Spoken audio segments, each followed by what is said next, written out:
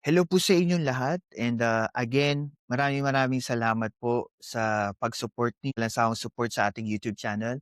Today po, this is my surprise to you guys sa mga nagsusupport sa akin. Today we're gonna have a back-to-back live.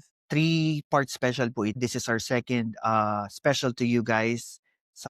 Natutuwa po ako sa inyo dahil sa walang sawang support niyo. Ngayon pag-uusapan natin, no, ang topic natin today, it's about the 2028 election. Magkakaroon ba ng daang matawid or may papasok na third force?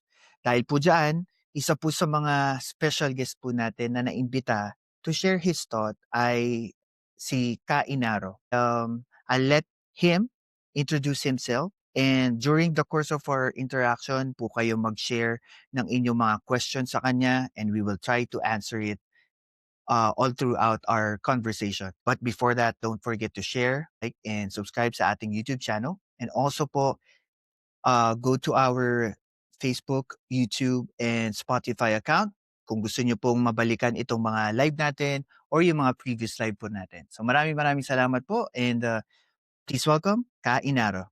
Hello po, sir. Oy, magandang umaga dito sa Pilipinas. Tanghali na pala, it's 12 o'clock dito sa Mm, Pilipinas. tama. And Saan ka ba before naka-base, anything, Philcas? dito Saan po ka sa ba naka-base? States. United Okay. States po. So Ganda before tanghali. anything, madaling araw dito po. Ay gabi, 10 po ng gabi dito. So before anything else, if you don't mind, sir, please introduce yourself and ba't po kayo nasa political vlogging? Alam mo, nanggaling ako sa medyo magulong komunidad nung FLM, pro and cons nung panahon yung during the pandemic. Si Francis Leo Marcos, kung narinig mo na 'yan 'no, nandun ako sa anti. Napilitan ako pumasok because of the YouTube at yun na yung umpisa.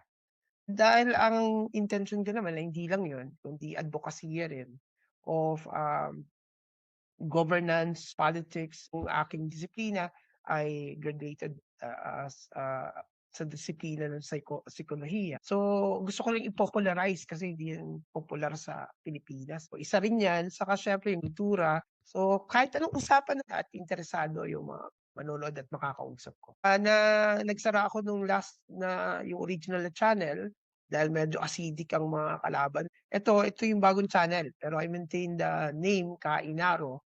Ito, bago lang din sa YouTube since 2019, oo, hanggang ngayon. So 'yan, at ang interest ko political vlogging 'no. Ayun. And also, before we start, gusto ko lang po sabihin na isa din po ako sa inyong, sabihin na nating supporter pagdating po sa inyong advocacy. I think since nakilala ko kayo kay Ma'am Trexie Villa, yung umakyat po kayo habang kausap ko sila sabi ko na ano ko na I think I saw your the way you talk, tsaka yung laman Mm. nung sinasabi. And I even talked to Densable TV. Ewan ko po kung napuntahan niyo na po siya.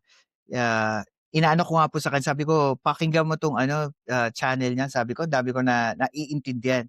Kasi kahit kanina yung live niyo po, nire-replay ko sa work. Sabi ko, wow, talagang malalim. And I think it's more of like, sharing thoughts, learning. Kasi ako po, I feel like every time I ask people to come to my channel, I take it like just like a student. I ask questions, I learn from it. And usually, kaya po Ay, meron ako iPad mini at saka 'to, sinusulat ko yung mga nasasabi kasi malay po natin, 'di ba? So yun po. And I guess again, if ever you guys have question to Kainaro in any time of this podcast, put it on a comment and I will try to read and ask it to sir and we'll try to answer it. Okay. So ngayon, maganda pong ating pag-uusapan. Pag-usapan natin today, may daang matuwid pa ba this 2028 o lalabas ba ang isang third force na maaring susurpresa sa 2028? So starting off, per Kainaro, I think we try to go to the first premise. Sa 2028, what do you feel about in a general perspective? Do we need to focus on the Dilawan group or hindi? yung political dahil ang kahon mo kalaban, eh, naka-agree na kaagad dun, eh, 'no? So, tingin ko pero mahalaga rin siguro sa development ng political, consciousness mo, eh, mag-umpisa ka sa kulayan. Pero, kung 'yan yung magiging batayan ng direksyon ng isang, ah, pamumuno o gobyerno ay parang mababaw. So, directly answering your question, mukhang hindi dahil nga 'yan ay political boxing o political labeling. Mas magandang ang maging batayan ng ano, gobyerno o ng isang eleksyon, pamumuno, governance, ang plataporma. In the first instance, yung plataporma na inihahain. Kaya parating ang hanap dapat ng mga boboto ay plataporma. Unfortunately, wala pa ang Pilipinas sa gano'n, eh. Mas, mabigat yung, gut level, at needs 'no, ng mga botante kaysa sa konsiderasyon ng plataporma, ng track record at ng uri ng pamamahala. So, hindi kulay kundi plataporma, track record at pamamahala, governance. Got it. And ano po masasabi ninyo? Sa tingin niyo po ba magpi-play pa rin yung role ng morality and decency for the 2028 election? Kasi if we're gonna go back and try to remember those times of the Pinoy election, it was mainly the focus ng Daang Matuwid, the morality and the decency version. Kaya nagbago yung shift ng politics nung bumaba siya, dumating naman si Duterte, which is the law and order politics, si Marcos, which is the uh, bagong Pilipinas movement. Do you think babalik ulit yung ganong morality and decency sa 2028? Again, yung tanong na whether iyan yung, isang elemento ng konsiderasyon sa governance o babalik ba siya o, malilimutan na. Tingin ko hindi rin gano'n. Dahil yung moralidad ay sa totoo lang ay bahagi ng buong buhay, eh, na mula sa tao hanggang sa sistema, hanggang gobyerno. When we define the morality as the consciousness of what is right and what is wrong, therefore,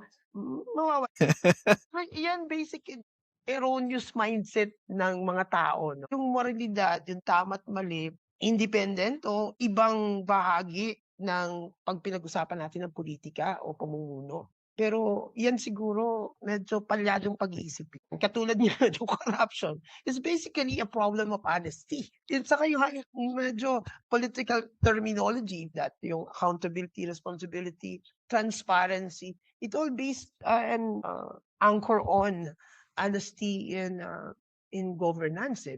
Hindi siya maaalis at parati siyang, magiging batayan conscious ang bumoboto. Ang problema lang natin, yun nga, yung botante ba conscious dun at yung botante ba naglalagay ng premium na mas malalim sa morality rather than popularity. Kita mo naman sa eleksyon ang pinag-uusapan winnability. Ako medyo nangingiti ako diyan kapag ang tanong agad ay winnability.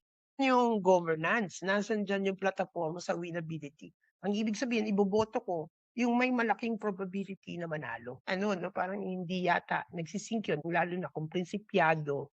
So, ganun din sa morality. Sa tingin ko basic yan. Actually sa'kin core yan. Patuloy yung problema dahil diyan at, ang maganda kasi, dun nung Pinoy time ang may, sense of, being conscious of also of vulnerability. Tayo kahit yung advocate ng bagay na tama ay vulnerable sa mga bagay na mali, katulad ng korapsyon. Sir, may question ako, I like your answer about the honesty earlier. Actually, tinatandaan ko yung nasabi niyo. I think the word honesty in every election, is it always misuse or overuse? The word honesty. Tingin ko, misuse 'no, mas misuse kasi una, ang honesty ay mas ginagamit sa mas maliit na transaksyon, maliit na ugnayan. Mhm. Tao sa tao, tao sa grupo, pero hindi nakikita yata na yung honesty ay bahagi rin ng mas malaking ugnayan na panlipunan at pulitika. Kasi yung Correct. governance, gobyerno, pamamalakad, a higher level of transaction. You have your citizen transacting with the government and with the officers of government. mga namumuno. Ngayon yung honesty nawawala in between. Nasaan papasok diyan yung pagiging tapat ko? Kung ako'y nakikipag-ugnayan sa isang struktura o sa isang gobyerno, then we go to integrity. Taasin ito sa nibel ng panunungkulan, paglilingkod, paggogobyerno. So therefore, integridad sa panunungkulan. Magiging tapat ako sa mga sa mga bumoto sa atin. Magiging tapat ako sa bumoto magiging tapat ako sa pinaglilingkuran, magiging tapat ako sa gobyerno, sa bayang Pilipino. Hindi iba pa yung magiging tapat ako sa trabaho ko kasi mas personal din personal akong tapat level ng, sa greater level ng, government and governance. Correct. And I think in English, I remember sinabi to ni Yorme before, for the people, by the people, if you get Mm. elected in public office. I think contentious din to pagdating din sa election at kung sino yung parang front runner. Usually meron silang different way on how they package themselves during campaign tao. Do you think that this coming election it be another focus or main focus na nagamit na before ng mga nanalong presidente, yung tinatawag na populist issue o yung malapit sa bituka na mga issue? Even if gamit na siya, ulit-ulit na lang natin pinag-uusapan like corruption, the constitutional change, do you think it will still play a role for the 2028 elections? Alam mo, tingin ko basic and it will still play and will persist on playing in every election.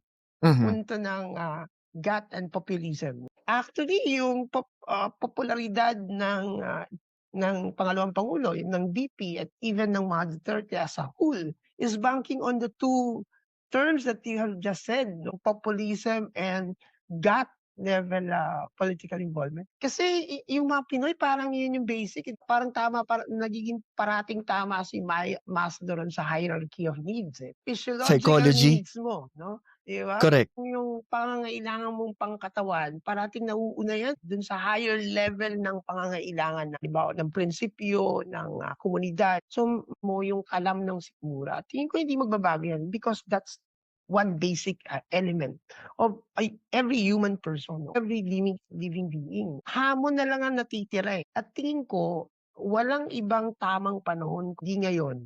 Ibalik yung hamon, mas lakasan yung hamon. Sa tingin ko if yung political interest ng mga Pilipino ngayon, kung ihahambing sa mga nakaraan, ay mas nakaaangat ngayon at ito yung tamang panahon. I-level up yung, uri ng interest, 'di ba? O uri ng passion. Halimbawa kung nagalit ka sa corruption, parang tingin ko magandang itaas yung galit na level lang ng physiological o gut level na pakiramdam dahil naapektuhan ako at niloko ako. And usually ang katapat niyan PhilCast ang nakakatuwa diyan, may konkreto kang panapat diyan, eh. Kita mo, Hagonoy, Bulacan, na kung saan binabaha at parang normal na sa kanila. Nung malaman nila yan, kung nagalit man ang mga Pilipino, mas galit sila kasi for a long time tinatrato na nilang parang normal yun 'no, hanggang sa nagalit sila. So, yung galit dahil sa parang niloko, para kang ninakawan. So, sana yung I galit wanted hindi to lang yun. Yeah, and I wanted to ask you, ang ganda ng punto mo diyan. I think may bigla lang nag-pop up sa mind ko. Is that the reason why Lenny Robredo started to create the word laylayan? Well, di ko alam 'no, pero kasi yung laylayan is directly translating, marginalized, sector or community o a term 'no, yung laylayan because we're using, the poor, we're using marginalized, we're using so yung Tagalog because it's the jargon of the people ng mga masa na incidentally mismo yung masa nalito. Kasi lengguwaheng masa baka lengguwaheng akademya rin lang, laylayan. Pero alam mo 'pag pinapaliwanag napakadaling intindihin na yung marginalized, actually isang tabi. Pero yung laylayan nasa laylayan ng damit, madaling madumi yan, malapit sa ground, malapit sa putik, nadudumi yan, kaysa dun sa upper garment mo na mas mataas 'no, mas malinis. So yung mga marginalized ay nasa laylayan. Pero hindi ko alam kung yan yung conscious, intentions, ng gano'n kasi categorization pa rin yun ng nasa baba, eh. Ang hamon ay kung sa baba, yung nasa laylayan ay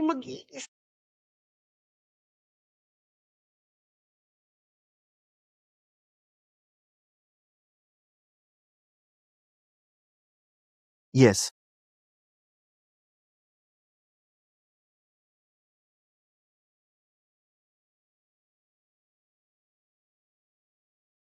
may story on Agonay people. Ang sagot alam mo ang sagot dun ng pulitiko, hindi ko sana magbanggit ng alam, pero ang daming pumunta ro'n kahit yung local, politician dun, ang sagot ay ayuda. Medyo nakalulungkot pero maintindihan mo, yung mga tao natuwa, may mga yumakap at nagpasalamat dun sa ayudang natanggap nila. Pero hindi ba ito ay, kita mo kung gaano ka-eksperto yung mga pulitiko, pagmamanipula nung galit 'no, nung panloloko. Na sa simpleng ayuda astral, physiological need ay puwede ko ng kapalan, yung ano. Pero hindi lahat yun, yun yung pag-asa. Sa tingin ko, may mga taong hindi nadadaan sa ayuda, nadadaan sa pananagot, kailangang panagutan niyo. Pero ang medyo alalahanin ka may pag-asa.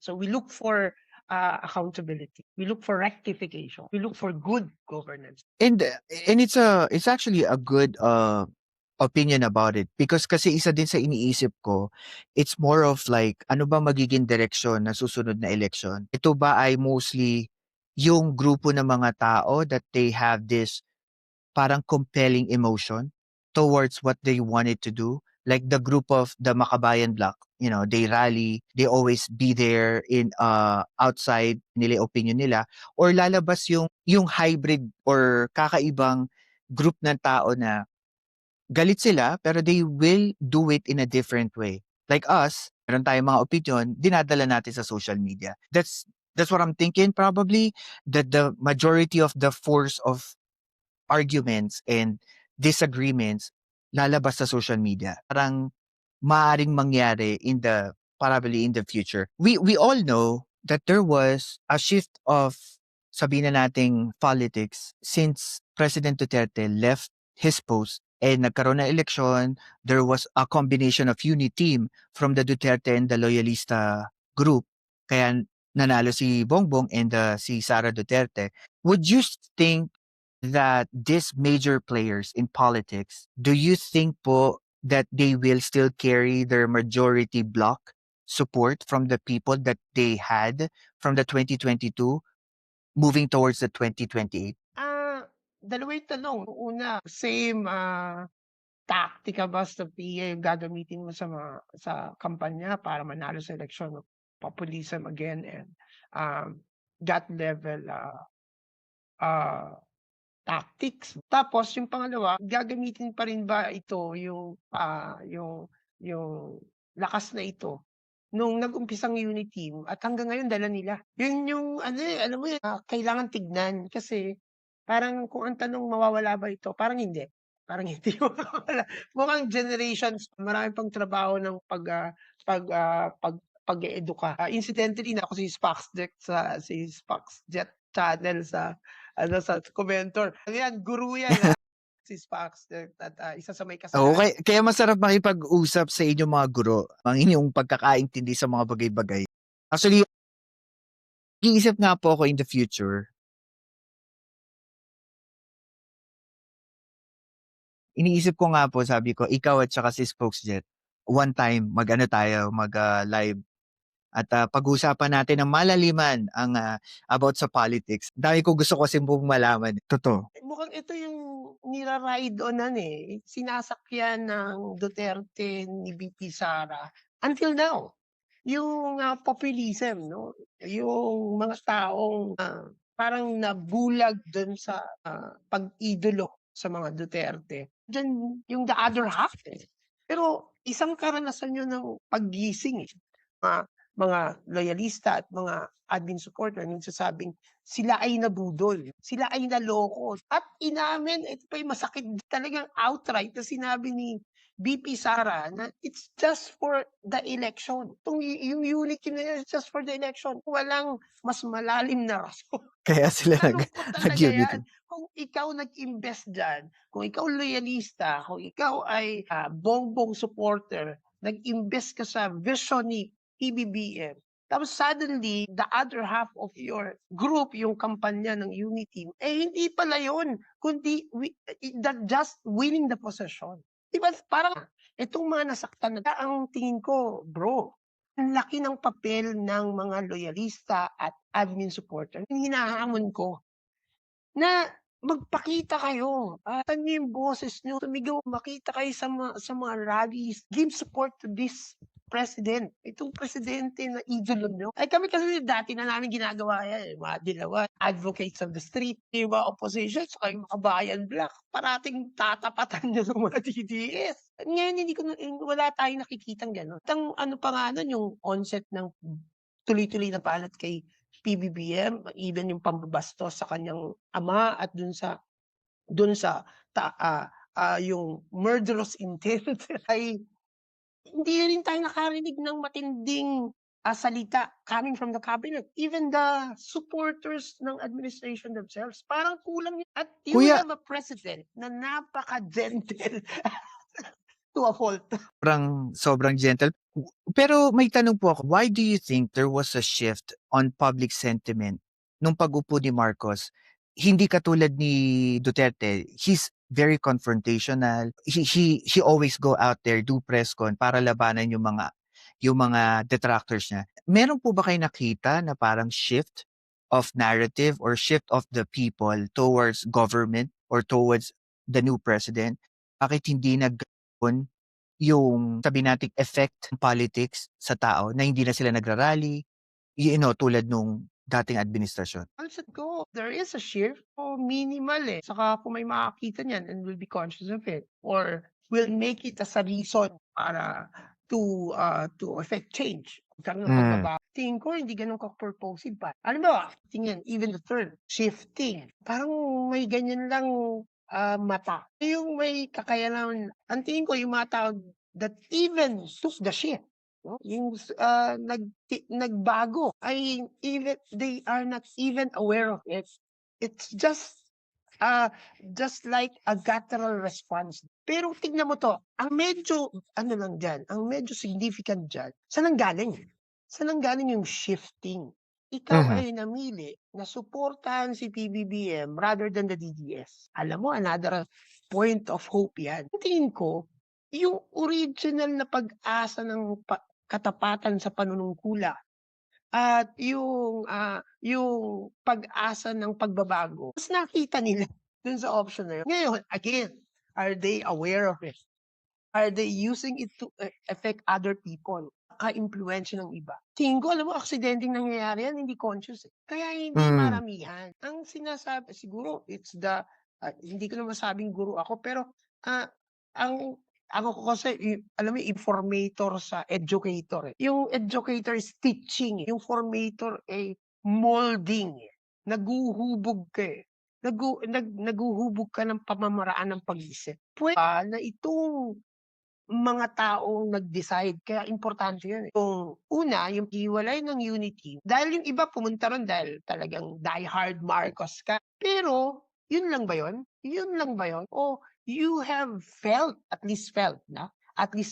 not intelligently being aware of it, but you have felt the difference of perspective, stance, and manner of, the way of, ito napaka-agresibo. I will let you be conscious of it. Pero I think with being conscious, I think my problem with that is, what if originally may bias ka na kagad? Yes, you're conscious, but may bias ka na towards what you are leaning towards politics. Would that play a role on how you're gonna move forward? Kasi, like for instance, I don't want to single out anyone, any group here. Pero like for DDS, because at the very start, even the unity was formulated, they are already 100% bias na kay President Duterte and transferred to the anak, Sara Duterte. So when they shifted out of the unity, those group of people, the hard DDS, don't have this open mind of getting other people's opinion or commentary about doon sa, any negative things na nagagawa ni VP Sara.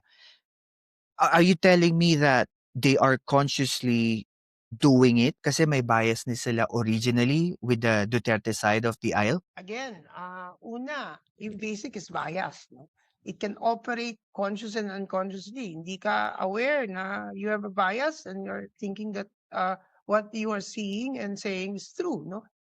Yun yung bias. Pero again, you go back to intelligence. You go back to making sense of what you are saying, what you're thinking. Parang double think, no? Kasi minsan yung intelligence nagagamit din to justify your bias, eh. Yun ang problema. Then Yeah, puwede kaya nating ipaliwanag kaya yung may mga lawyer tayo eh. magagaling at intelektuwal na 'di ba? Tsaka at maipapaliwanag natin yung tanong na bakit may magagaling naman, matatalino naman, but still supporting DDF. Because maybe intelligence is being used to justify their bias. O yung pagiging objective. Kaya nga ang usapin parating 'pag ang kausap mo ay DDS, mag-usap tayo sa konkreto. Let's talk about evidence, let's talk about data. Usap tayo sa datos. Yung bang perceived truth mo ay mapapatunayan o justify ng datos o ng intelligent argument out of evidence. Kasi kung hindi, bagsak yan. It's purely bias. Kaya yun eh, kung ang usapan, ang ugnayan ay transactional, ay dadaling ko doon. Correct. Sir, I think another question, and probably if you can educate me, kasi this is another thing that I have a question with politics. I know it in person kung paano ko gagawin, pero in politics, it's very hard for me. And even I talk to people that I know in politics about this. How do you shift a narrative kung ang kausap mo it's purely subjective? Pero in the realm of politics, how can you change the conversation from a very heavily subjective conversation shifting to a heavy, sabi nating subtle to heavy objective conversation? Problema parati ng isang edukador, no, ng isang teacher na to simplify matters para mas maintindihan ng mas nakararami. Sa basic na for kung ako'y tagapagubog, ang basic ay to start where the person is, kung saan siya So ang default will be unaware or not knowledgeable about the issue. So ang pag-uusapan parati korekto at konkreto at pinakamalapit sa kanya. Halimbawa, kung pag-uusapan natin yung politika, yun nga eh, we must distinguish. Well, hindi mo to gagawin dun sa mismong conversation, pero at least malinaw sa'yo. Na when we talk of politics, when we talk of economics, hindi yan yung typical na politics is partido and politician. Politics is power, governance, rules and regulation. So ibababa kita ron. Kung pag-uusapan natin yung kagyat sa mga tao, siyempre yung pangangailangan mo. Kaya that structure, organization, rules and regulations and laws, then we can start with the politics of it. So, may batas bang pumuprotekta sa karapatan mo para magkaroon ng hanap buhay ng sweldong sapat para makabili ka ng tamang ng kakainin mo? At kung bibili ka ng kakainin mo, meron bang batas na nagsasabing ito yung ceiling na kaya mo na upang bilhin, at hindi magkukulang yung sinusweldo mo sa pangangailangan. Then you go slowly into politics, to governance, to laws. Ang problema, ang ano diyan, sadya ba sila o sadya ng mga matatalino, etong mga may alam, dinadala yung mga tao sa lugar na kung saan hindi nalilito sila sa jargons, nalilito sila sa mga technical terms. Kaya nga parating sana may in between. May mga katulad mo, may mga katulad natin na magpapaliwanag ng gitna. Saan ba Opo. magtatagpo yung batas? Halimbawa, yung GAA, ko kailangan mag-aral sa akademya para maintindihan mo yung General Appropriation Act. Hindi lahat ng disiplina nagdi-deal with the General Appropriation Act. Then suddenly, you have a public sudden interest with it. Papaano paano ginagawa yung budget. So, kailangan may tumulong sa kanila para makita yon. Kailangan maidugtong yun. Alam ba kung bakit ako galit? Anak ng pating, akala ko yung budget lahat para sa amin eh. Yung unprogram, bilyon na. kailangan maintindihan ko yun. Otherwise, akong pakialam, ano yung source ko para magalit sa isang batas na pinirmahan ng pinakamataas na posisyon sa Pilipinas. It is signed finally by the president and becomes a law. Kaya sa General Appropriation Act, ano pa I think po parang ako ang tingin ko diyan, I think Yeah. the main core issue here is more of like, is the receiver intending to accept the message or that person is trying to stop getting any information because of that person's intention. Kasi Mm. puwede naman po tayong magpaliwanag anything under the sun na objectively true, pero subjectively hindi niya pinapaniwalaan. And she's trying to, anong tawag dito, she's trying to build up this false confidence na after you finish one sentence, siya ay maibabato sa'yo. Nakikinig lang siya para sumagot lang sa'yo. Pero hindi niya Yes. iniintindi yung talagang essence na gusto mong sabihin. And I think I've been there, done that. Kayo po sa larangan profession, I think there are certain people na siguro hindi lang sa kung ano ang ginagawa nila professionally. I think it's also upbringing. Kasi ang tingin ko diyan is most of like, do you accept na hindi mo siya alam or do you accept na mali ka? Kasi I feel the only way for you to accept other people's opinion is to accept na marami kang hindi alam. At yung hindi mo alam is for you to weigh kung yung nare-receive mong information tama o mali mo. And then, timbangin mo kung tama yon based on what you know, then mag-judge ka. Instead of judging the messenger, judge the message. Ang ganun yung nangyayari napapansin ko. Going back dun sa party system na pinag-uusapan natin, Mhm. because of this big shake-up sa Uniteam, nakita natin nagbago na yung politics. Mhm. Does this give an opening to what we call the third force or a Trojan horse? Just the like of Pinoy that nobody even know natatakbo siya, or Duterte na wala nakakaalam natatakbo pala siya. Do you think we're expecting something like that? Tingin ko wala, late na ngayon. Meron man, Mm. may kasama ng, swerte o himala. Kasi, having that, ikakapanalo having a third force will make the BP win. Kasi kapag na-divide ang oposisyon, ah, lalakas ang, Duterte. Kaya nga kailangan ang maging kalaban ng mga Duterte ay solido rin. Kaya nga Mhm. I'm barking on, the ako bilang dilaw, kantsawang kita mo yung ang termino ko diyan ay kantsaw, na dilaw at pink lang. Kailangan, ano muna natin, side-track muna natin yung mga differences and let's be unified on, fighting this, fighting this, faction of, a political faction 'no, na ito rather than maghihiwalay o magkikiskisan pa tayo na magiging ang bunga rin ay paghihiwalay. O siguro mas konkreto sa eleksyon, fielding 2 candidates 'no, o several candidates na maghahati ng boto. Yung tingin ko ang karakter ng Duterte Black is a black. Mm. Mukhang blogi at nakakatuwa na nga rin na medyo medyo nagkakaroon na rin ng lamat kasi nagkakabistuhan na rin sila ng, perahan dun sa loob. Sana magtuloy-tuloy na magkaalaman sila na kaya lang sila naggaganyan, dahil sa kaperahan. Sana magkabistuhan sila at makita nilang hindi para sa bayan, dala-dala nilang interes. So, So, so, pero apart from that, tingin ko kailangan so you think it's not beneficial kung kawatak-watak yung magiging yes, kandidata ng opposing ni VP Sara? yes.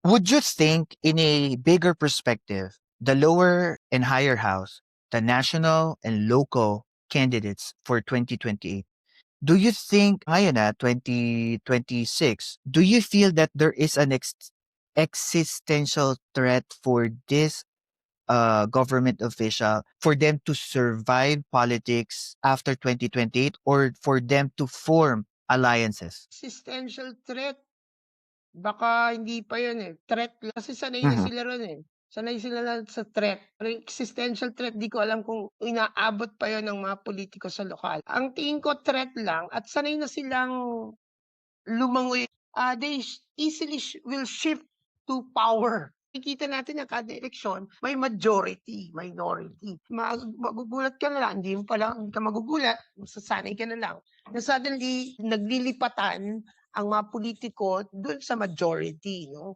Ah, 'Yan yung indikasyon din ng uri ng party system na meron tayo. You can easily depart from your vision, mission, your pangarap para sa prinsipyo for the sake of personal interest for position. Kung gano'n ang batayan ng partido at ang nakasalalay lang sa interes ng mga individual, anong uri ng partido meron ka, 'no? Kaya nga isa pang kailangan trabahuhin bukod dun sa education of the masses, education of the common tao, pataasin din yung nibel ng party system. Whether yan ay multi-party o wala kaming pakialam diyan, but the party is solidly on its vision. Hindi namin itatakwil ito kasi kataksilan ang umalis na tinayaan mo ang pangarap na 'yan. Eh, ilan ang partidong gano'n, 'di ba? Sa tingin ko, it will not change much, 'no? Sana itong mga bagong politiko at let's not discount it na may mga bagong, ah, crop of politician, may bago ng pananaw. You have an icon in Vico Sotto, mas dumami yon ng batang politiko pero may bagong pananaw at bagong pamamaraan ng pagtingin sa lipunan. Maparami yun rather than a massive shift because of the election or because of the shift of majority minority. Trabaho pa din. And sa mga dumarating po, naku, maraming salamat. Mhm. Before the 2022 election, naglaro base support ng Uniteam coming from the Solid North at saka Solid South. And ang analyzation ng mga political analysts, ang nagpanalo ng matindi sa kanila sa Uniteam is the de facto power ng Visayas. Because of this situation that happened in 2022, ano ang tingin nyo magiging laro by 2028? Tingin nyo, nandyan pa rin ang Solid North, Solid South, at yung de facto power ng Visayas? Alam mo yung de facto power ng Visayas, greatly play dun sa Uniteam, 'no. Pero tingin ko, ang medyo mas significant ay yung dissipation ng Solid North. Mhm. Yun ang medyo tanong na sa akin. Alongside with it, parallel with it, is the Solid South. 'Cause ang tanong may nagbago ba sa Solid South? Tingin ko parang wala. Visayas, magma-matter pa rin dun sa bailiwick mo, dun sa because maybe of Aimee, hinati ni Aimee sana hindi hati, pero kasi miski sa ingay parang nawala, ako nga tinitignan ko dahil ba ang majority of the Solid North ay nagtatandaan na. Kasi yung generation na yan medyo may edad na, Yung pumapalit ba, sana may pag-aaral na gawin, 'no, yung difference of the loyalists now at the present generation dun sa loyalist nung mga nakaraan. At makikita mo, even yung intelligent level, parang walang mga loyalista ang nag-leveled up sa acid level, 'no, yung kabalahuraan ng mga DDS. Walang ganong karaming loyalista at admin supporter ang tumatapat dun. Kasi Kainaro, ang naisip ko, just sa Oh, sinasabi mo, ang naisip ko, kasi bagong puwersa lang 'tong Duterte. Ang loyalista, they still have this belief that they're actually supporting the Apolacay oo. movement. Na 'di ba wala tayong social media, ang Duterte umusbong that time, Yes, yes. talagang 'di ba, Oo. Pero confrontational. pero ang significant dun, bro, ay hindi matapatan yung ingay, rabidness, 'no? Minsan alam mo pangit, pero may impluwensiya yan, sa nakikinig, Correct. May impluwensiya rin dun sa undecided, Yung recent na tinignan kong, forecast, 'no, 22% is, undecided, 'no? Malaki yun in terms of population, malaki yan. Yung rabidness, bagamat, ah demonic minsan, balahura, bastos, pero parang ang lakas ng dating. Walang gano'n, walang kasing bastos ni, Banat Bay o walang kasing bastos ni Sasot, 'no? Kung itatapat mo si Shelo and Sasot, di mo makikita si Shelo na tatapat dun sa level ng kabalahuraan ng mga DDS, 'no. Still intelligent pa rin, still, formative and knowledge-based yung pagsagot. Ang tingin ko itong mga tumatandang loyalista, mas taas yung intellectual level kaysa dun sa ano 'no, mga lumalabas na, makipagtapatan lang sa balanghoy. Ngayon itong lumalabas na bagong gusto ko yung tanungin, itong bagong, loyalista, breed of loyalist, ay may same angst 'no. Eh, lalo na ang nadatnan nilang pinuno si PBBM that you can always, justify on the, intellectual level na napaka-presidential po, parang Demure. proper at tama lang. Parang sasabihin ko, "Bakit nga papatulan niyan?" 'No? Parang pinabababa mo lang yung sarili mo. Pero kita mo yung dagdag ni Claire, eh, alam mo yung dagdag ni Secretary Claire, tapat ng parang palengkero Bengador, 'no, sabi. ang payal ang pagsagot. 'Di ba medyo kakaiba yan, that's the opposite side of your president na nananatiling gano'n 'no. Tapos yung pagdiin nga sa rule of law, 'di ba? So, baka sana kung may mga susuporta yung a little bit of angst, eh, a little bit of rapidness, ayaw man natin pero hindi naman nakikipag-usap para makinig kundi para sumagot lang. Kaya you need to categorize it. You need to categorize worth the time and the effort of convincing. Kasi 'pag hindi, dogmatic talaga, cultist mag-isip, walang saysay ang anumang, datos, anumang argumentong sound, walang saysay yun. I rather focus on people that will be open to kaya 'pag ano ba, nagtanong lang pare o kaya give in to you in terms of the rightness of pero you open up for my data, you'll start searching. You'll start asking the right question. And maybe, just hope, no? That you will be led into the truth. Correct.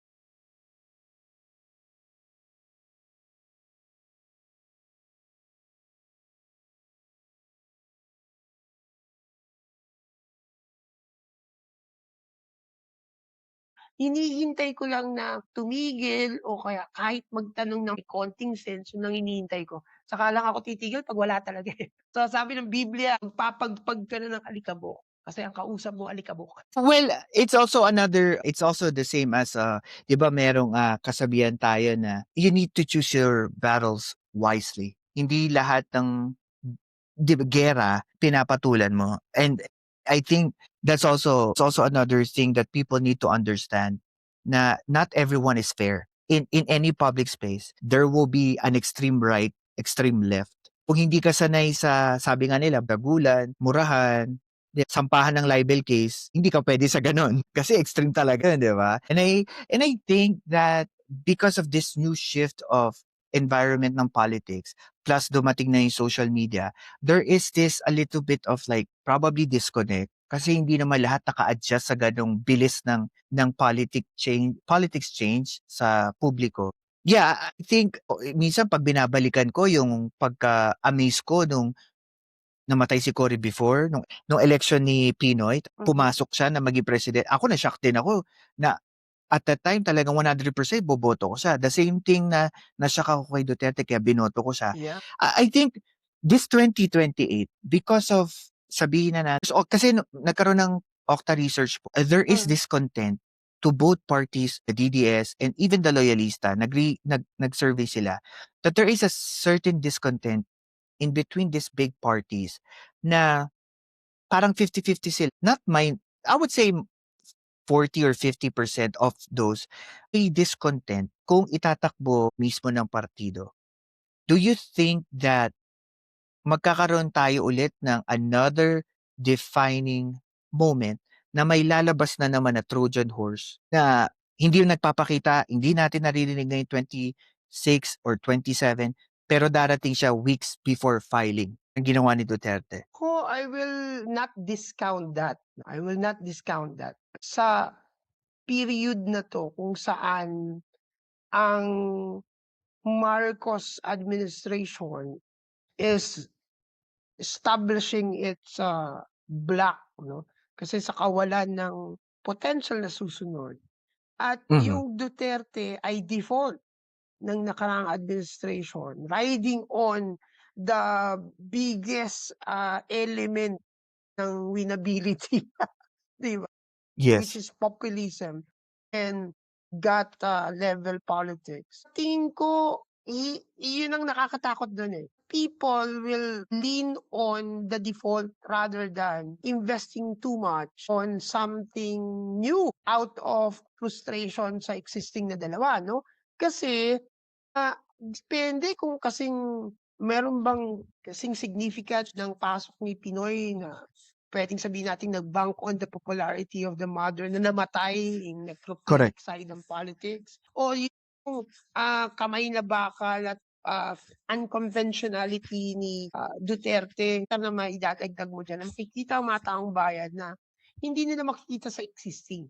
I doubt that, I doubt Hmm, that. Tingin ko hindi sapat yung panahon para may lumabas pa. Baka puwede and that's why with due respect I know where you're going. I know where you're oo, going. yung ibang kandidato na posible coming from kaya hindi ko rin nakikita na makakatayo in front of the Dutertes ang, solidly, PBBM candidate, gano'n din. Ang nakikita ko lang talaga supporting alliance. Though nakakatawa sa akin, eh, 'di ba parang panaginip hindi ko nga maintindihan even yung floating ng Lenny alam mo yun yung isang pag-asa na saka unconventional din, Never in your Very. wildest dream during the election na posible bang mangyari ito, pero it can, 'no, it can kung, hope ay for the good of the people, for the good of the Philippines. Slightest na supporting gesture ni PBBM sa opposition candidate will be enough, 'no? Kahit hindi sa presidente, kahit dun sa linya, 'no? Yung sa umpisa niya nag-imbita na siya ng ng mga oposisyon na maging parte ng kanyang gobyerno and he did, 'no? Opposition at left leaning, officials na naging parte ng, administrasyong, Marcos. So, baka puwede magkita sa plataporma that, the both camps will agree on. Puwede ba yun? Hindi ko pa rin alam kasi even the opposition, ngayon nga parang late na. Maraming block din kasi sa dilaw at pink block. Eventually, they will be consolidating and deciding on, sino ang tatakbo pero hindi pa yun nangyayari, eh. Wala pa ngang mga preparasyon para gawin yung meeting na yan. So, you have now Lenny, Risa, and Bam Aquino. Yun yung mga it's only between Risa and Lenny yung talagang original. Pero eto medyo dilly-dallying at, hindi firm yung, tunog natin kay Lenny. So, parang gano'n, eh, unless kung yan ay titignan mo yung dilaw lang, 'no, kaya bitin ako sa dilaw at pink lang. So, Pero will it be I enough? guess with what you just said earlier, do you think may appetite to look for someone else outside the BBM block? Do you think? Tingin ko walang gano'ng kumpiyansa ang boboto na pumili kung meron man maliit na porsiyento 'yan at hindi magpapanalo. Yung meron kang Duterte na malakas, meron ka rin palagay mo na opposition na kung pipili ako ng, third force o na Mhm. magiging parang Malaroko nung panahon, 'no, hindi ko siya pipiliin at hindi magpapanalo ang pagpili. It will be between two strong parties. Kasi alam mo hanggang ngayon ang kuwentada ko ano, eh, 30-15, eh, 'di ba? 30 million sa Uniteam, 15 million sa'min. Ngayon nung nabuwag ang 30 million, 'di quits na tayo, tig 15 million tayo. Kaya nililigawan din kami, kaya nililigawan kami ng DDS, eh. Sa Mhm. kanila yung 15 million, di 30 sila. Bagsak ang admin. Kaya nililigawan din kami ng admin at potensyal ang magiging tactical alliance. Kaya ako sinasabing tactical alliance because we share similarities but we also share differences. Disagreements. Correct. Kaya tactical alliance. Pero ibang-iba naman dun sa sinasabi ni Sarah. Tingin ko if we do enter into a tactical alliance with the administration, it will be different from the very intention na inaamin ni VP Sara. Kaya lang may unity for winning the election. Hindi gano'n, hindi gano'n. Hindi gano'n ang opposition, yung real opposition. We are doing it for the purpose of the vision of the party. Katulad kita mo bibigyan kita ng mas konkretong sample para mas malinaw siya. Naging kiskisan yung yung pagiging parte ng majority ni Kiko at ni Bam. Hindi naman nag-alala ng gusto si Risa, no? Tignan ni Risa yan. Kasi alam niya, no? At malinaw kay Kiko at kay Bam. And this was justified on their votes on several issues. Kahit nasa majority sila yung negative vote sa majority eh. Pero bakit sila majority? For them to push on their own advocacies, Kiko for agriculture, education for BAM. That's tactical politicking. That's politicking, di ba? Politicking yan. Politika yan. Pero hindi nangangahulugan ng pagbebenta ng prinsipyo. And fruit will always justify the principle. At napatunayan ni Bam at ni Kiko yan. Nasan sila ngayon? Di ba na majority magkakasama? So yun yung Yeah. punto. At ang tingin ko, 15-15 yan. Hindi kami kailanman makikipag-alliance sa mga DDS. Hindi. Actually, it's actually a good point that you did. Kasi there is something that came into my mind sa kung ganon. Ito bang tactical thought na sinasabi mo, kung i-transfer natin yung essence na yan to the voter itself? Kasi I want to add this question to you. Alam mo ba, by 2028, natutunan na ang mga botante that they can actually tactically vote yung mga na-involve sa flood control project, yung mga nakasuhan, hindi na nila iboboto for 2028. Alam mo, magiging significant yung conviction or yung pagkulong. Diyan nagiging significant. Kasi yan yung nakabitin pa at ang medyo nakakapag-alala kasi pumasok sa trap ng retorika si PBBM promising to the people. Kasi medyo problema kami dyan yung mga oposisyon, talagang kasama yan sa magiging pagtira. Pero with the notion na steering pa rin na maging sincero ron sa inumpisahan at ipagpatuloy yung ipon ng tagumpay, halimbawa ng filing of cases, from building up cases to from identification, from building up cases and filing of cases and actual cases at kakakulong. Tapos maipakita mo, banatan ka na wala namang naibunga. Intelligence din ang panapat na ipakita na hindi ganun kasimple yung justice system.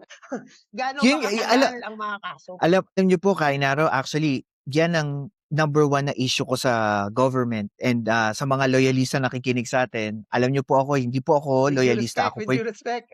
Oo, with due respect, Ako po ay isang pro-government idealist na vlogger. I think that's one of the biggest issue simula noon hanggang ngayon ng gobyerno ni PBBM. They know how to talk, they know how to answer yung issue against them. Ang problema nila is how yung quality ng sinasabi.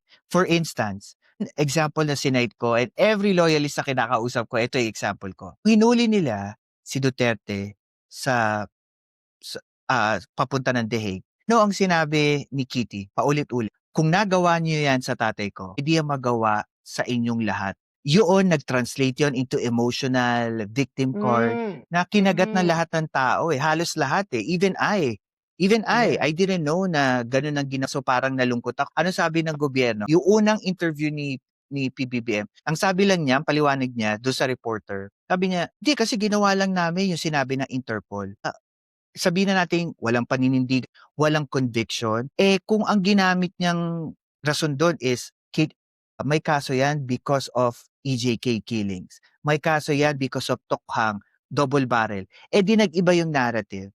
Kaso hindi na ibigay yung message, pero nakasagot. Hindi nga lang naibigay yung message para mag-appeal to the victim card na ginamit ng DDS. Yes. Kaya dala-dala nila yung baggage, yung political baggage na yun. Kaya nag-translate siya sa pagka-dismaya ng senatorial slate noong midterm election. And that's the reason why even Pacquiao did not even got the vote in the Mindanao region.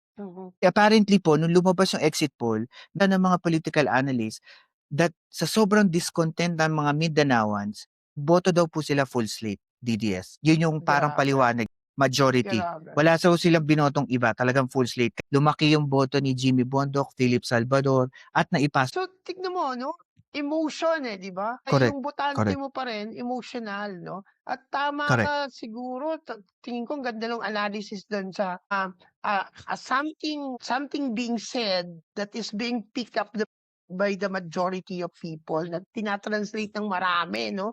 Tapos correct. leading to sympathy na matanda Mhm, na Pilipino. Other than, alam mo kaya kita mo balikan natin naman si Remulla, dahil sa sang-ayon ako sa kanya at, paborito ko siya, gusto ko siya, ayaw ko sa kanya. Pero tingnan yung iba lang na pagtingin, Remulla, natatandaan ko during the Senate inquiry na pinipilit nilang tanungin kung saan nanggaling yung utos, na kulang na lang sabihin yung pangalan ni PBBM at mukhang yun lang ang hinihintay nila kay Remulla para sabihin. Pero nag-stick si Remulla na the bucket stopped with me. Ang dahilan, yun pare, na-play ni Remulla yung government card at yung EGK card. Tama correct, ka. Yung correct. government side, eto yung nagkulang tingin ko nagkulang. Sana may mga sumuporta pa rito 'no. Gumamit ng batas, gumamit ng batas ang gobyerno, which is 9851 at malinaw dun yung option to surrender an accused person in the ICC. Hindi pa nga yung Interpol, kundi yung existing law na ginagamit kasi otherwise kung sasabihin mong mali yan, debate the law. So meron ka ng legal, ah, reason tapos then Correct. Yep, that's the easiest way. Ang problema kasi, inanalyze ko din yung ginawa nila from that time, eh. Hindi sila nag-focus sa ano talaga yung reason ba't siya kinuha. So, ang mali rin ng administrasyon, papalit-palit sila ng PCOO that time. Sila Hindi sila nag-stick sa isa, tapos dinevelop nila yung isang tao to actually yung combat narrative. oo. Kasi ano, naman natin lahat when a president goes to like kalahati na ng taon niya being president, ito na yung high risk of being a lame duck president, eh. So what you gonna do is to be a viral person, do whatever you can for your legacy project. Pero kapag may mga ganitong instances na tatama sa'yo bilang presidente, the best thing is you need to make sure that every strategy na pwede mong gamitin, mga alas mo, hindi mo inilalabas right away at hindi ka lang naglalabas para lang ilabas mo dahil hiningi sa'yo, 'di ba? I think yun yung parang naging problema. Sa totoo lang, um, I personally like Attorney Claire kasi Mhm. nakakasagot siya, eh. I was about to say Nakakasagot that. siya. I was about to say that kasi leading to, dun sa binanggit mo na mga narrative na puwedeng gamitin o cards na puwedeng gamitin ng gobyerno na supposedly kung ginamit nila can stand, strong dun sa sympathy side ng kalaban. Yan ay ginawa ni Attorney Claire. Surprisingly, she suited on the position 'no, And na yeah, ginamit niya yung EGK victims, ginamit at nag-stand siya na paulit-ulit ng ginamit na batas kasi by that time, ang tanong na, anong batayan niyo, Anong batayan niyo ng pag-surrender? Anong ginamit niyo? Yun nga, Kaya si Attorney Claire paulit-ulit niyang binabanggit yung 9851 and that must be the answer. Yun dapat yung actually ginawa. meron pa nga ako, eh, baka Sige, mamaya sige. kunin na ako ni Pangulong Marcos, eh. Meron pa sana ako i-a-advice sa kanila, eh. Nung time na nagka-issue 'yan, yung paghuli ni Pangulong Duterte, puwede rin nilang sabihin, "Okey, may issue kayo na hinuli namin si Pangulong Duterte. Mag-iimbita kami ng 3 pamilya na namatay, nadawit dun sa EJK at sabihin niyo Mhm. sa kanila na mali yung pag-aresto sa mastermind ng EJK." Tapos sila dun. Tapos ang victim card narrative, kasi sasabihin nila, namatay itong Please, biktima. Kaya minsan nahihirapan ako mag-open up baka mamaya please, makuhaan ako ng ano dito, maimbita ako sa Malacanang mahirap na. minsan Hindi, alam mo yeah. yung ibang, considerations din. Minsan the loyalists and the admin supporters themselves, tend to be emotional and sensitive as well. Correct. Correct. Kapag you're suggesting some alternative actions o kaya challenges, they take it to largely playing on the age card and the health card eh. Sa ICC, kahit sa Rome Statute, walang provisions na nagsasabing makakapekto yung health saka edad o consideration yan dun sa pagpapatuloy ng kaso. Pero may mga siyempre, may mga considerations dun sa procedure pero not on the Rome Statute itself. No? Kasi hindi lang naman yun problema mo sa isang tao crime against humanity. So Correct. ang tingin ko yun nga, babalik tayo dun sa punto ng pagiging botante rin. So it's high time na samantalahin ng panahon na to na itaas yung level ng emotionality, get our point on it or use this point or this argument. It's a process that can lead you to your own truth eh. Ang sinasabi lang natin, pwede ba mag-isip kayo at magsuri? Kasi banking on the possibility or the hope that if you really analyze and if you really think and scrutinize things and look for data and evidence, it will lead you to the truth na puro emosyon lang at kailangan may panagutan ng mga taong to. And we're not talking of hundreds. We're not talking of 200, 300, or even 1,000. Yun yung pinag-uusapan yung Marcos, with due respect again, with yung matandang Marcos atrocities sa human rights. Pwedeng banggitin yun na may totoo talagang may mga ganon. Pero just the same, kumpara mo yan sa Duterte administration, sabi rin pa rin yung doble, triple na dami ng namatay sa drug war kaysa nung the Marcos era combined, no? Oo, nung panahon nung termino ng matandang Marcos. At yun yung punto. Pwede bang makita natin yung realidad na to at gamitin mong lente sa pag-appreciate ng decision mo? Mhm. Boboto ka pa rin ba sa mga taong gumawa nito? Siguro bottom line yun. Totoo. And Chat, no? to be honest with you, Mm. the more intimate na nakakausap ko yung isang tao, the more I learn. Ako po kasi, magmula nung in-start ko 'to and I started like doing collabs, parang gusto ko po kasi to know more of what you know that I don't know. Instead of just telling you na alam ko 'to at ayoko kitang pakinggan. Yun ang gusto ko, eh. Gusto ko lang mag-inherit ng more knowledge that I don't know. Kasi at the end of the day, if you stop learning, Yeah. that's the end of your life, 'di ba? Sa sarili ko. Yeah, basta later, sa mga manonood po and people who's starting to watch the channel, po kayo mag-alala for these 5 straight days, 7 na po ata na pupunta at makiki-join sa ating kwentuhan everyday para mag-share ng kanilang thought. Pero, I think the way I do this podcast, this is the last part and, the last part would consist of question that you can share your thoughts din po, the same as what we did earlier. I think my last question to you, and I wanted to know your input. Is there a difference of understanding and implementation with regards to politics, with regards to class A, B, C, D, and E? For sure, dalawang punto yung mahalaga sa binanggit mo. Yung level ng ABCD, economic bracket, yung mga konsepto at pananaw at yung kamalayan ay nagbabari according to the economic brackets. Kasi syempre yung mga AB, yan yung mga nakapag-aral, nagkaroon ng pagkakataong makapagbasa. When we talk of politics, we talk of power and governance, as I was saying. We talk of laws. It goes side by side with the consciousness of the person that we are talking to. Di ba, makikipag-usap ako sa isang AB na nakapag-aral, may degree, trabaho, hindi nag-aalala ng kanyang tirahan at kakainin bukas. Tingin ko mas magkakaintindihan kami sa punto ng politika, magkakaintindihan kami sa punto ng kamalayan sa pamamalakad. Pero kapag kausap mo naman yung DE class, mainipin sila eh. They will say a lot of things and most of them are enlightening things because they will be saying concrete things na danas 'no, mas danas. Pero, kailangan ng tiyaga ng mga magpapaliwanag, at pakikinig.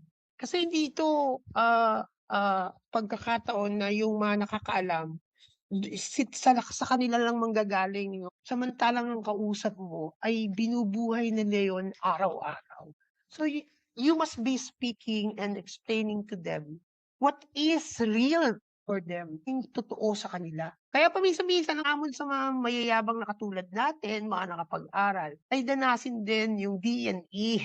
Danasin mong magutom, danasin mong sumakay ng jeep paminsan, danasin mo yung wala kang pera sa bulsa, and then you start understanding the poor, you're understanding the DNE class. You start being effective sa pagmumulat o paghuhubog. Sa'kin tingin ko malalaking konsiderasyon ko, yung mga binanggit mo. At there's a lot of difference considering those two element of politics and the economic bracket. At yan kailangan trabahuhin.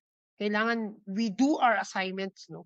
Kaya mahalaga yung datos, yung pagbabasa, yung maging, conscious sa mga nangyayari sa paligid. Yung pagpe-present ng nag nag iba-ibang pananaw kung paano we strike, the real truth, na yung iba sadyang tinatakpan o nililigaw lang. So tingin ko yun. No, mali. Actually, pagpasensyahan niyo na kasi tinitake note ko yung mga sinasabi niyo kasi I always do this like takeaway so that after you say, stuff, I can at least hopefully ma-summarize ko and give justice dun sa isang pagkakataon na nakipagkwentuhan kayo sa akin. I think I actually appreciate yung mga nasabi niyo and I think one of the takeaways na masasabi ko and then mai-share ko, it's more of like probably accepting the fact na first, we're not on the same argument every time. There will be people who will just be there arguing. Wala tayong magagawa doon. Second, I think it's a matter of entitlement. Nobody in this world is entitled for anything. If you say something, just say it, pero don't be entitled enough na pakikinggan ka. Kasi hindi mo naman sila kilala or hindi ka nila kilala. And third, I guess, accepting the fact that you cannot change anyone's mind. You can say whatever you want to say, but you cannot change it. Nakita natin sa ganitong conversation that coming from different side of the aisle, even you have a different perspective. Po tinakbo ko po nun ay si Isko. At sino po ba tinakbo nyo, Kainaro? 'Di ba? Even if like we're on a different side of the political aisle, tanyo po yung diskurso na we might agree, we might disagree. But what you see here and what I'm trying to advocate dito sa channel natin is for you to say what you want to say. Huwag ka mahiya, huwag ka matakot dahil may iba kang opinion. Kasi I always believe this. This is probably the 100th time na sasabihin ko. When you stop talking, when you let other people tell you what you should say or what you should listen to, that's the time that these people will take advantage of you. And that's what I always tell to everyone. Gusto nyo po mag-comment, gusto nyo bengador, bengador. Gusto nyo po magtanong directly sa mga nasa taas, feel free. Kung minsan, doon sa pagtatanong mo, doon ka lang nalilinawan. Ano bang alam namin kung hindi mo naiintindihan? And I guess, I personally po, I really appreciate Kainaro for your time. And may nagme-message na po sa akin, dalawa sila, they're asking for a part 2 of this. So, tweetan ko po si Kainaro about dyan. May part 2 tayo. Pero at the end, maraming salamat for everyone. And don't forget po, this would be aired on our YouTube channel, also on our Facebook group, at saka sa Spotify kung mahilig lang po kayo makinig ng sounds. Ayan. So maraming salamat po. And as always, God bless po sa inyo lahat. Thank you po sa inyo lahat. Thank you po. Thank you. Maraming salamat.